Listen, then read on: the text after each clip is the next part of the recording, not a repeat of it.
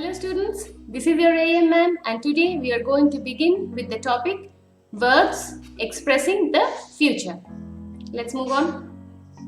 Okay, as you can see, future tense of a verb is formed with the help of will or shall. Okay, let's see the form of simple future. In the positive form, we use I will play. That is, the subjects remain as it is. Along with the subjects, we just add will or the contracted form, that is apostrophe LL, and we say I'll play. I will play or I'll play. You will play or you'll play. We will play or we'll play. Okay, now in the negative form, we just add not to it and the contraction is won't. So we say I will not play or I won't play.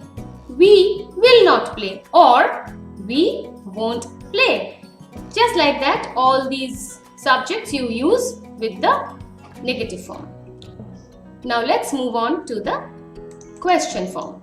Okay. Simple future in the question form. What do we say? Will I play? Will we play? Will you play? Similarly, in all these, they, he, she, it, we say it. Okay? It's very easy. Now let us see the uses of will. Okay. When we decide to do something at the time of speaking, instantaneously or spontaneously. Okay, let's look at the example. Teacher, that's me. Oh, we've run out of chalk. A helpful student, just like you. Ma'am, I will go and get some. Okay, so you did not decide from beforehand that when your ma'am will need some chalk, you are going to go and tell her and offer help. It is something that just happened instantaneously. We needed chalk, you offered to bring it. Okay, great. Now let's look at the next use. To express something which is certain to happen, something which we cannot change or we have no control on it. Okay, that is bound to happen. Look at the example. The sun will rise at 5:02 a.m. tomorrow. They will not or won't declare the results before 12th April. Let's look at the first example. The sun will rise at 5:02 a.m. tomorrow. As a matter of fact, tomorrow, that is the 17th of July, the sun will rise at 5:02 a.m. tomorrow. I have googled it, that's why I know it. Okay? And the next one, we won't declare the results before 12th April. You can see, children, these sentences, you don't have any control over it. Can you control the timing of the sunrise? You cannot. Can you control when the board is going to declare the results or when the school is going to declare the results? You cannot. So you use will. By the way, 12th April over here is just an imaginary date. Okay, don't go by any publication of result whatsoever. Okay, sunrise is true, but 12th April here is just an imaginary date. Okay, now let's go on to the next slide. Uses of will continued. To express the speaker's view. Let's look at the example. It's getting dark. I think I will go home or I'll go home.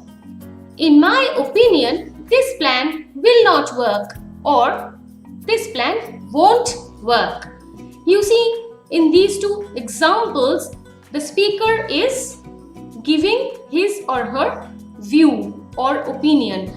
And children, you see, in such sentences, we generally use this word, think.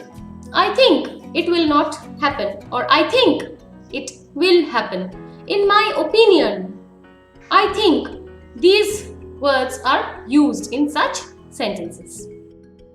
Now the next one, to make predictions.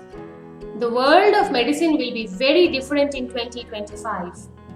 Hopefully, no matter what virus, no matter what disease, we can fight it then and there. We don't have to sit in our homes locked up until and unless a vaccine comes out. I think we will be ready to fight anything. Yes? Let's hope for it. Okay, as we move on, next use. To ask someone to do something. Will you please get me a glass of water? You're asking someone to do something. Or make promises. Thanks for the book. I will return it by Monday, or I'll return it by Monday. That is, you are promising the person to return the book by Monday. Next, offer to do something. You look tired. I'll make some coffee for you. A hot cup of relaxing coffee. Wonderful, isn't it? Well, not for children, for us teachers, it's really something very, very relaxing. Alright, let's move on. Now children, you must be wondering, ma'am, you said that we use will or shall. Till now we were only discussing will. What happened to our dear friend shall? Here is shall. Why? You see, shall is not very common in modern English. It's old-fashioned, it's archaic.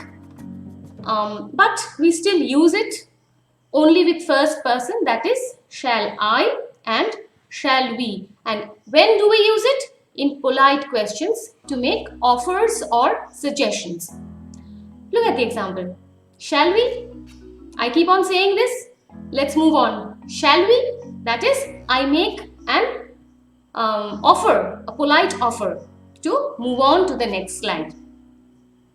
Shall I bring you some dessert? An ice cream perhaps? That is, I am offering you. Shall we go to the Nico Park? Look at this child. What is he doing? He's suggesting his mother, Mom, let's go to the Nico Park. So, shall we go to the Nico Park? That is his suggestion to the mother. And a very, very polite one. So children, remember that to make a very polite offer or a polite suggestion, we use shall. And that too with the first person I and we. Alright, so let's move on. Shall we? Okay. Going to. What is going to? Let's see its uses. It is used when we talk about something we intend to do or have already decided to do. Intention has already been made. Let's look at the example. We are going to play a friendly match tomorrow. Sitting here now, today, I know that tomorrow we are going to play a friendly match. The decision has been made. Let's look at the next use. It is used for making firm predictions, children. Firm predictions when there is concrete evidence of its coming true. Let's look at the example. We should have left earlier. We are going to be late. A very common problem we all face. We always want to reach on time, but often we are late. Why? Because we don't leave early. So, if you leave late, of course you are going to go late and reach late. So, that prediction you can make and it is concrete and firm. Whereas when you are using will, the prediction is different. The world of medicine will be different because there is no concrete evidence, but going by the flow, that is the technological advancements and the developments, we can hope for it. You see the difference? Great. So, let's move on to the next slide to get a better, clearer idea of the difference between going to and will. Going to, if an intention or decision exists beforehand. Example, we are going to ski in Kashmir this year. That is, the itinerary is already with us. We know what we are going to do, where we are going to do, the total route of the journey we know. So it is a decision or intention or whatever we plan to do, we know it beforehand. But suppose you're just talking to your friends in a conversation, then you will use will. How? If a decision is made at the time of speaking. For example, I ask you, where do you want to go this year? I think we will go to Shimla this year. Okay? The decision has been taken at that moment. You're not absolutely concrete and 100% sure that you are going to Shimla. But you think you will go to Shimla this year. As far as us, well, for us it's in our dreams because of the COVID. But let's not be disheartened and hope that everything ends soon, isn't it? Alright, let's move on to the next slide. Present continuous with a future meaning. What is it? It is used to express a future action if the speaker knows that something is going to happen because an arrangement has already been made. Let's look at the example to understand it clearly. Prerna is getting married next week. Okay, so the marriage, it is a future action. The speaker knows that something is going to happen. Prerna is aware, or I am aware that Prerna is going to get married next week. How? Because something that is going to happen is because of an arrangement that has already been made. So Prerna is getting married next week. We know it. I am the speaker and I know it because the arrangement has already been made. Let's look at the next example. I am leaving this office next month. I am the speaker and I know that in future, that is in the next month, I am leaving the office. Okay, the arrangement has already been made. Now children, something that you must know here, that is, you can also say this in the going to form. How? I am going to leave this office next month, or Prerna is going to get married next week. Over here, you need to know something. What is it? I have jotted it down in the next slide for you. See, if present continuous is used to express a future time, the time must be mentioned. That is, present continuous with the future meaning, planning or arrangement is always there. Example of Prerna, arrangement of the wedding, or I am leaving the office. That is, I am leaving the office. I have made some arrangement for that already. Then I am using future continuous. But when I am saying going to, there may be intention or indication, but there may be no planning or arrangement. So the difference between present continuous and going to is so slight, is so little that you can use them either ways. Either of them can be used and they are grammatically correct. Okay? Now, simple present with a future meaning. Well, it is used to express events and timetables which refer to the future. Okay? For example, the train leaves tomorrow evening at 6 p.m. The inter-school basketball match begins next Tuesday. Now children, you see, we can also use will to say these sentences. Why? Because we don't have any control over these events. They are fixed. You remember the sentence with the sun will rise or the results will be published. We don't have any control over those. So that rule is applicable. Naturally, the train will leave tomorrow evening, or I can also say the inter-school basketball match will begin next Tuesday. So the same sentences can be written in both ways. Okay? Great. Let's move on. Future continuous. Let's look at the form. Will be plus ing form of the verb. For example, I'm sure she'll be waiting for you. Let's look at the use to completely understand the form. Express an action which will be in progress at a given moment in future. So we are using the future continuous to express an action that will be in the ing form. It will be in progress in the future. Let's look at this example that we already discussed. I am sure she will be waiting for you. It is in the future and it is going to be in progress at that time. That is, she will be waiting. Let's look at this next example. At this time next Sunday, we will be celebrating your birthday. So from now, I already know that it is a future event, your birthday, and it will be in progress at this particular time. Alright, so we will be celebrating your birthday. Let's look at the next use. Express an action that is fairly certain to happen in the future. So here, we are fairly certain that it is going to happen. Let's look at the example. Next week, we will be shifting to our new house.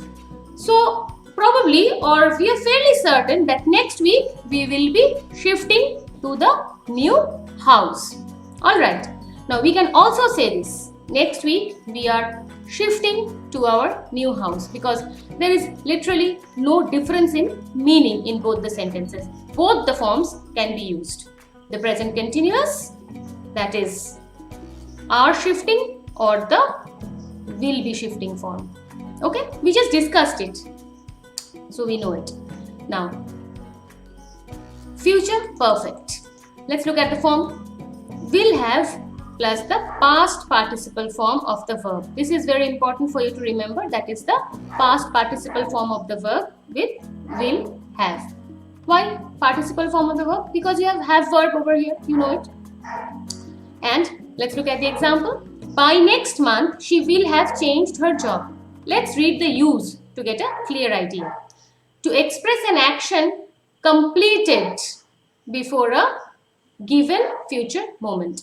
That is, next month, that is future, but it will have completed. She will have changed. She will have changed. It will have completed. The action will have completed in the future moment. Next one. When you reach home, your mother will have left already for office. Again, what is it? I told you the use express an action completed before a given future event. So when you reach home, what will have completed? Your mother will have left. She will have left already for office. Clear? Great. Now let's move on, shall we? Future perfect continuous. Alright, let's look at the form. Will have been plus the ing form of the verb. By 5 o'clock, Noah will have been sitting in meditation for 2 hours. Very easy. Now let's look at the use so that we can get a clear understanding of the use of future perfect continuous.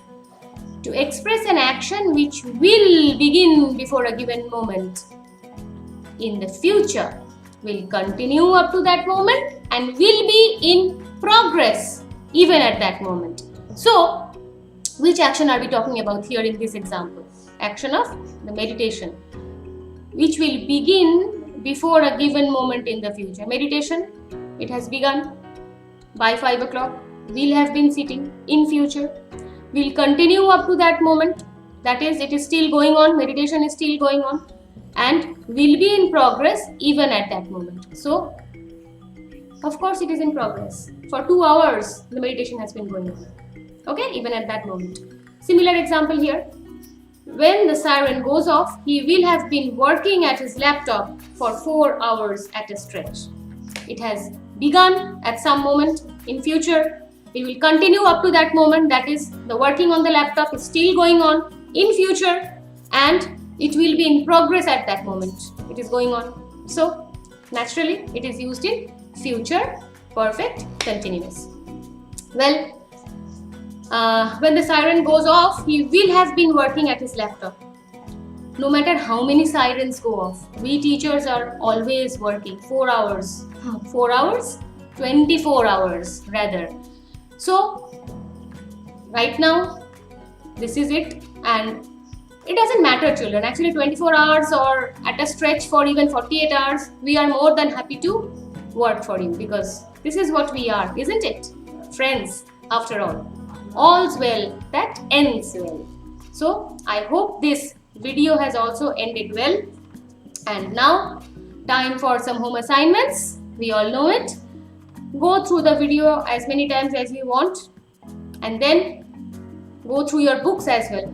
Children, one thing, all the videos that I am making, I am keeping it at par with your books. Okay, so it is easier for you to read the book, go through the book as well as go through the video. You will see the similarities between the two, isn't it?